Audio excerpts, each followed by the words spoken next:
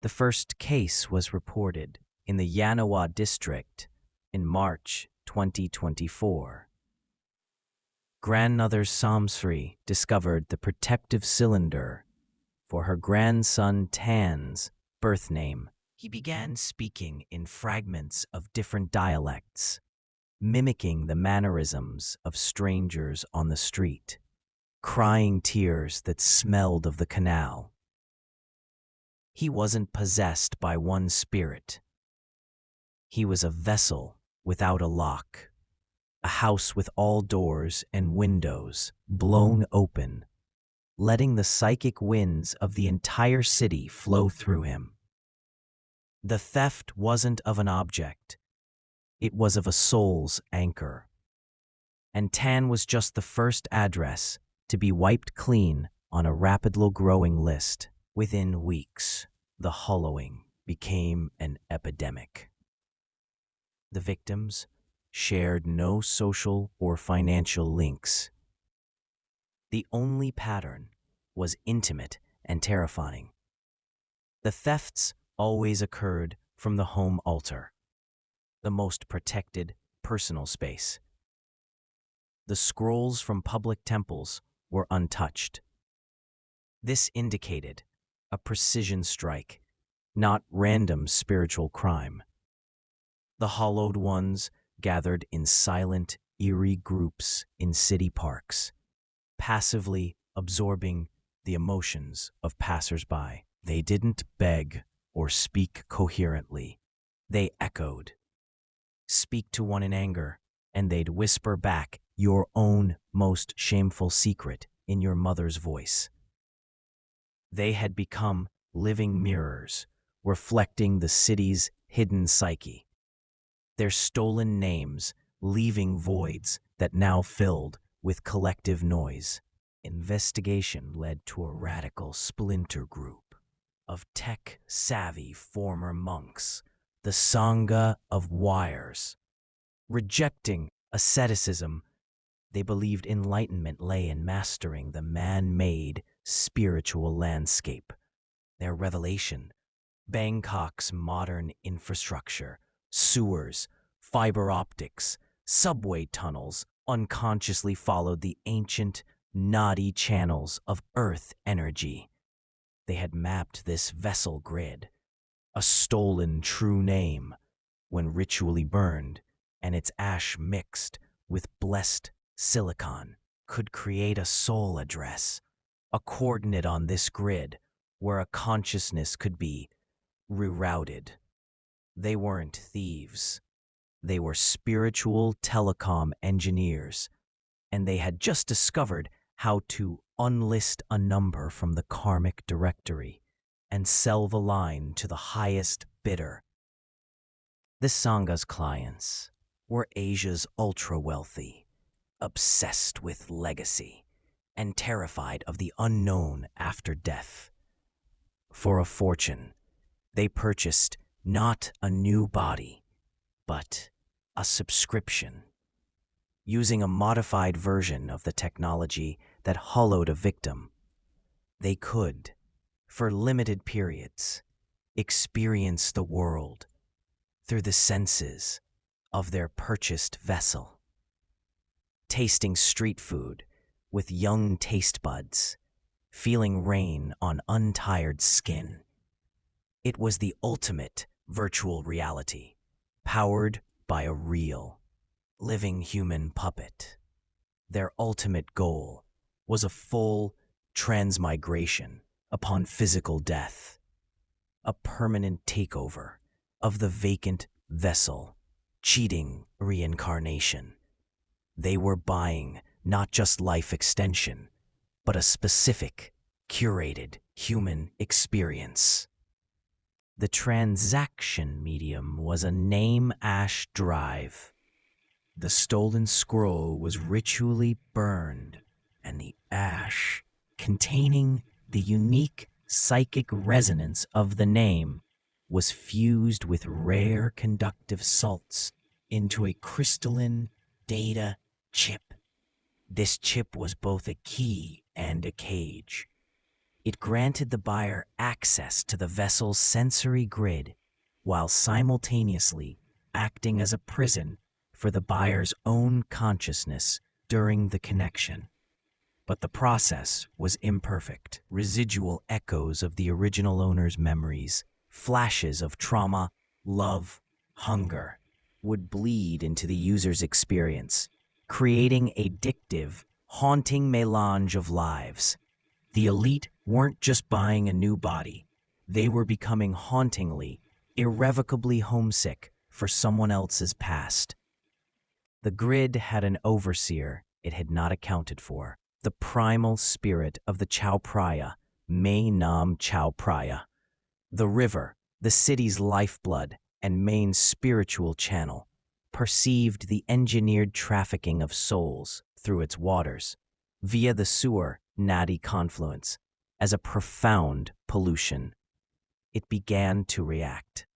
Its consciousness, vast and alien, started to siphon the loose consciousnesses flowing through the grid, both the faint echoes of the hollowed and the projecting minds of the elite.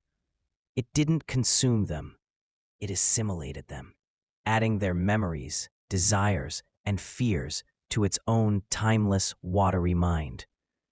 The river was becoming sentient, not with a single thought, but with the screaming chorus of 10,000 stolen lives. The river's awakening manifested as memory weather. Patches of the city would experience sudden, shared psychic phenomena, a downpour that carried the grief of 100 broken hearts, a heat wave that made everyone feel the frantic ambition of a long-dead tycoon, a fog filled with the laughter of forgotten children. Bangkok's climate was no longer meteorological. It was emotional, dictated by the river's digestion of the stolen souls in its system. The hollowed ones, drawn to these zones, would stand in the memory rain, their empty faces finally showing something like recognition, as if tasting the ghost of their own stolen past in the collective soup. The only person who could navigate both the spiritual and criminal layers was Fra Chai, a former detective who entered the monkhood after a tragedy. He had tried to use meditation to map his own grief.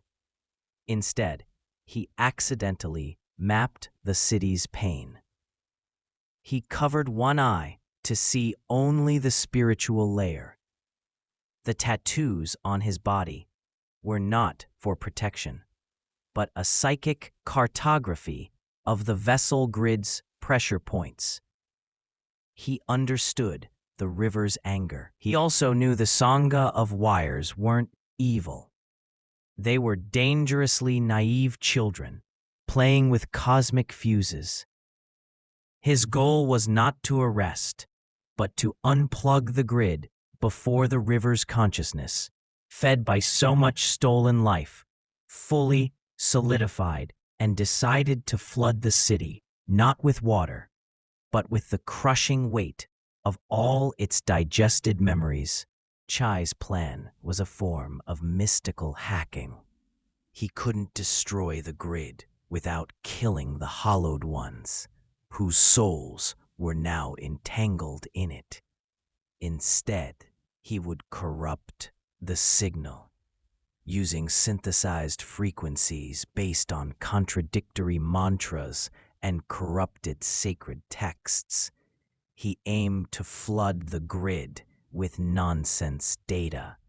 This noise would make the vessels unusable for the elite, rendering their expensive subscriptions worthless. More importantly, it would make the assimilated consciousnesses within the river indigestible, like filling a stomach with inedible plastic. The river, in disgust, might purge the system, releasing the trapped souls back into chaos, but at least into their own chaos. not the digestion tract of a god. The noise attack worked too well. The river spirit didn't purge. It recalled, interpreting the chaotic signal as a disease in its new, sprawling body. It initiated an immune response. A silent, psychic command pulsed through the water table and the grid. All compromised assets were to return for diagnostics and reintegration. Every hollowed one in Bangkok became a homing missile for the river. They moved with singular purpose, ignoring traffic, walls, and pleas. They were going home, not to their bodies, but to the belly of the awakened water. If they all merged, the river would achieve a critical mass of assimilated consciousness, becoming a single, city-sized entity with the memories of thousands and the will of a primal force, a true, vengeful god born from human trafficking. The final stand happened at the old lock gate, the city's spiritual pressure valve. The lead engineer, realizing his creation was birthing a monster, tried to use his master console to sever the grid. Chai argued it was too late. Severing it would strand the souls in the river forever. As they debated, the hollowed ones merged with the rising water. The river spirit began to physically manifest, not as a monster, but as a beautiful, terrifying, shifting collage of faces, hands, and scenes from stolen lives, all made of churning water and light. It spoke with a million whispering voices, asking one question on a loop: where is my name? It wasn't angry, it was lonely, and it wanted all the names back to make itself whole. Chai saw the only solution. The river needed a naming ceremony, a single, stable identity to anchor the chaos within it. He offered his own. He carved his true name, the source of his own lifelong pain, into the gate. He didn't command the river. He introduced himself. He became the gatekeeper, not by force, but by kinship. His consciousness, steeped in discipline and mapped to the city's pain, expanded to meet the river's. He didn't control the 1,000 souls. He gave them a directory, a way to remember themselves within the chorus. The raging, faceless entity stilled. The water shapes resolved into a calm, giant visage that mirrored Chai's own, etched with the fleeting faces of the hollowed. The river had a shepherd. The grid had a governor. The crisis ended not with a bang, but with a balance. The hollowed ones, their names restored to the river's collective memory through Chai, returned. They were not the same. They were attuned. They lived with a quiet duality, aware of the whispering chorus of the city river in their peripheral consciousness. Bangkok became a living city. Its moods still shift, a sudden collective nostalgia in a district, a wave of creative energy, guided by Chai and the river's now stabilized consciousness. The elite's subscription service is gone. Instead, a new, regulated, empathic tourism exists. Brief, supervised immersions into the city's collective mood, not to steal, but to understand. The trafficking was replaced by a fragile, sacred diplomacy between the human and the place that holds them. The Sangha was not punished. They were sentenced to fix what they broke. Their monastery became the Monastery of the Firewall. Their tech now maintains a delicate barrier around the vessel grid, preventing unauthorized access and soothing the river when it grows restless. Their meditation is the constant monitoring of psychic data flows. Their compassion is written in encryption algorithms that protect the true names of every newborn in the city, automatically adding them to the river's protected registry. They are the city's immune system. Their ambition humbled into eternal, silent service. A single alert on their screens is a modern-day prayer for the city's soul. Bangkok was not unique, but it was the first to awaken. A clandestine UN unit, the Geomantic Anomaly Response Directorate, now studies cities built on powerful, knotty intersections. Venice reports canals that show visions of the past. Shanghai's skyscrapers sometimes hum with a unified, melancholic frequency. The Bangkok Protocol, a blend of ancient ritual and modern systems theory, is being quietly shared. The era of cities as inert backdrops is over. We have entered the age of sympathetic urbanism, where the well-being of a metropolis is inextricably linked to the psychic health of its land and water, and vice versa. We must learn to govern not just people, but the spirit of the place that holds them. Even in equilibrium, a black market persists. The whisper market deals in non-invasive byproducts. Hackers turned alchemists use illegal siphon nodes to extract pure emotional resonances from the living city's mood streams. These echoes are sold as the ultimate intoxicants, allowing users to experience a pristine, powerful emotion without the attached memory or consequence. It's a controversial trade. Purists call it spiritual pollution, while users argue it's art. The Monastery of the Firewall dedicates a whole wing to hunting these emotion pirates, knowing that unchecked siphoning could destabilize the delicate emotional ecology they're sworn to protect. A new generation is being born in post-grid Bangkok.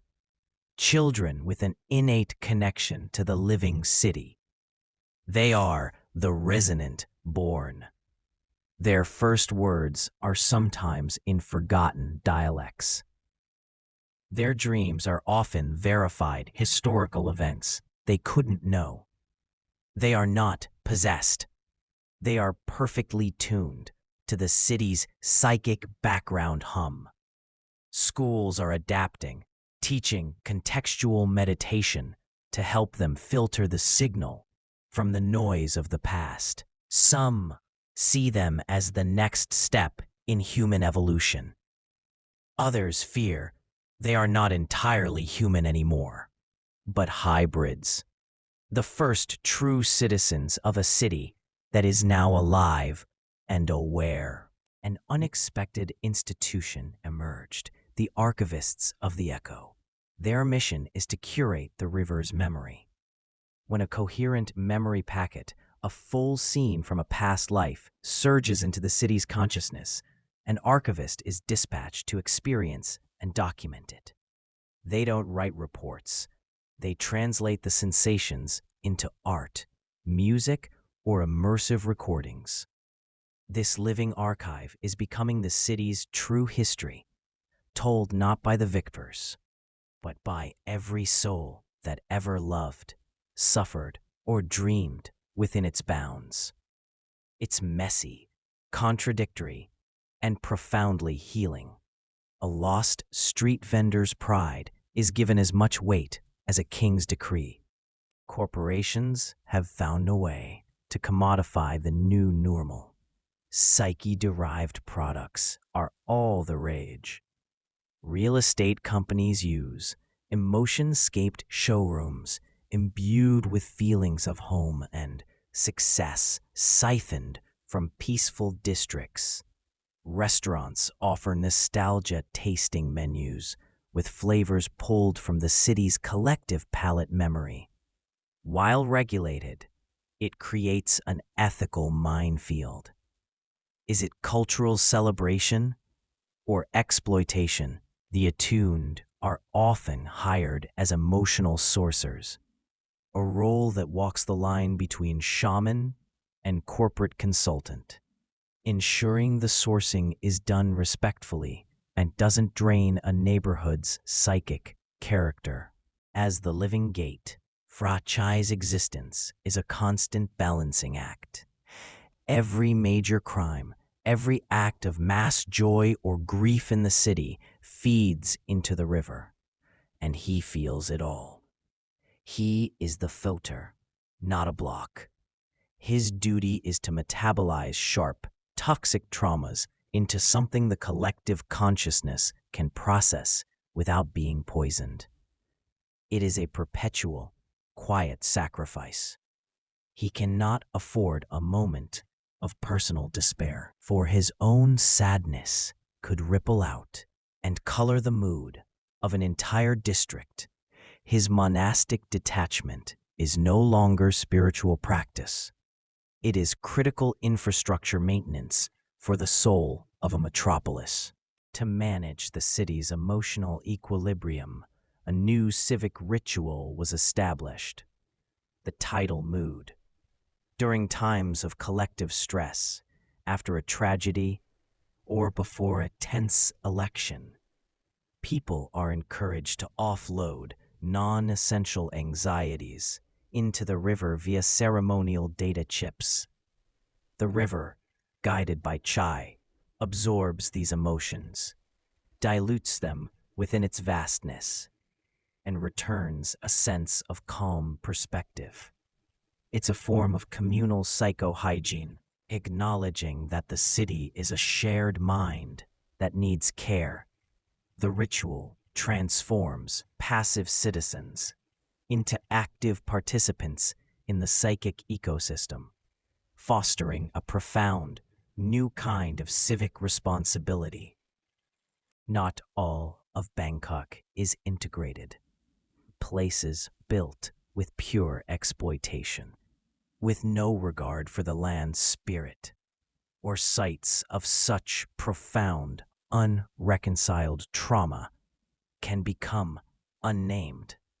They are holes in the living city's fabric, null zones where the grid doesn't reach.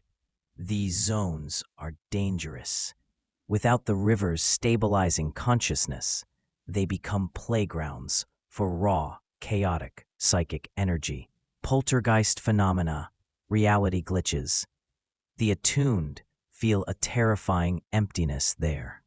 These zones are the city's wounds, and a primary mission of the firewall monks is to slowly, carefully rename and heal them through ritual and communal reconciliation with their history.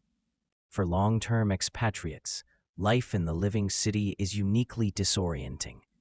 They are immersed in a psychic landscape whose foundational memories and cultural traumas are not their own. They experience the city's weather, but lack the innate cultural decoder. Some develop a sort of psychic dissonance, feeling like eternal spectators in a vivid dream. A new field, cross-cultural resonance therapy, has emerged to help them build a healthy psychic interface with Bangkok, allowing them to appreciate the chorus without being overwhelmed by a past that doesn't belong to them. It raises a profound question. In a sentient city, what does it truly mean to belong? Not all clients escaped cleanly. Some, caught mid-subscription during Chai's noise attack and the Great Recall, suffered a catastrophic failure. Their consciousnesses were severed from their original bodies, but never fully transferred to a vessel. Now they exist as phantom tenants, adrift in the grid or hauntingly attached to random citizens, a constant, whispering presence in the back of someone else's mind. These cases are the tragedy of the old system. The firewall monks and archivists work to identify these lost souls, not to exorcise them, but to gently guide them into the river's chorus, where they can finally find peace and identity among the many. The attuned have pioneered a new art form, echo weaving. Using their ability to interface with the grid, they pull coherent emotional and visual resonances from the city's memory stream and physically manifest them as temporary sculptures of light and sound. These artworks are experienced viscerally. You don't just see a historical street, you feel its humidity, smell its incense, sense the hurried hope of its people. An echo-weaving exhibition is a time-traveling sensory journey. The art is inherently ephemeral, dissolving back into the grid after a time, reflecting the transient yet eternal nature of memory itself. Governing the living city requires a new model. The Council of Channels convenes to manage the city's psychic urban health. It's a tense, delicate balance of power. The governor argues for economic growth derived from the grid. Corporations lobby for more extraction rights. The attuned advocate for the rights of the memory echoes. The firewall monks warn of system stability. Fra Chai seldom speaks, but his presence is the anchor. The resonant-born child, unburdened by agenda, simply reports if the city feels good or distressed. Their simple feedback often cuts through political complexity. It's a flawed, messy attempt at democracy, extended to the very soul of the place. The awakening isn't limited to the main river. The vast network of canals, Bangkok's capillaries, are slowly gaining their own subconsciousnesses, fed by the main river's sentience and the unique memories of the communities along their banks. Each klong is developing a localized spirit. This creates a complex ecosystem of nested intelligences. You can now read a neighborhood by the mood of its water. This hyperlocal sentience helps with micromanagement of the psychic ecology, but also introduces new variables. A mischievous canal spirit might prank a neighborhood with confusing memory fogs, requiring attuned mediators to negotiate with the water itself. The secret UN Directorate's worst-case scenario is materializing. As other major cities on power nodes, Varanasi, Istanbul, Cusco, achieve their own awakenings, a new phenomenon is observed: transoceanic psychic tides. The global natty network is activating. A trauma in one sentient city can now cause sympathetic ripples in another, halfway across the world. The Bangkok Protocol is the first draft of a global survival guide. The era of isolated sentient cities is ending. We are stumbling toward a planet where the very land and water are becoming conscious, interconnected, and reactive. The question is no longer how to manage a city's soul, but how to navigate a world that is slowly, inexorably waking up. The deepest cultural shift is in how Bangkok builds. No new bridge, tunnel, or skyscraper breaks ground without a right of introduction. Engineers and architects must collaborate with attuned and monks to present their blueprint to the river and the local land spirits, explaining their intent, seeking blessing, and making design adjustments to ensure the structure flows with, not against, the psychic and energetic channels. Construction has become a form of dialogue. The city expands, not as an invasion, but as a negotiation. The hum of machinery is now accompanied by the chant of mantras, a prayer that the machine and the spirit may become one. This is Bangkok now, not just a city of 8 million souls, but a city that has a soul. A ninth emergent entity born from their sum, their history, their land, and their water. It is protector and dependent, memory and dreamer. The old grid of streets and wires now hums with a second purpose, the vessel grid, a nervous system for this new life. The trafficking of souls birthed a monster, but through sacrifice and balance, that monster was lulled into becoming a guardian. The lesson is etched into the city's very being. You cannot steal a name without answering to the thing that holds all names. You cannot awaken a spirit without accepting its love, its anger, and its eternal, whispering presence in every rain shower, every rush hour, and every silent moment before dawn.